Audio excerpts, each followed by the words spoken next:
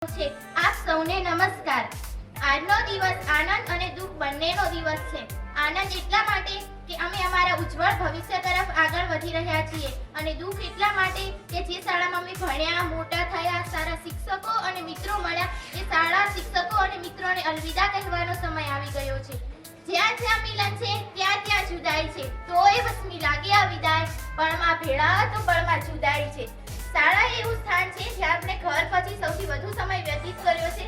ભલે ને આપણે અલગ અલગ જગ્યાએથી આવ્યા હોઈએ, પરંતુ શાળામાં આવ્યા પછી સૌ એક જ સમાન હતા, કારણ કે આપણે સૌ એક જ યુનિફોર્મમાં રહેતા હતા। જ્યારે શાળાએ આવ્યા ત્યારે રડતા રડતા આવ્યા અને જ્યારે છોડીએ છીએ ત્યારે પણ આંખમાં આંસુ છે।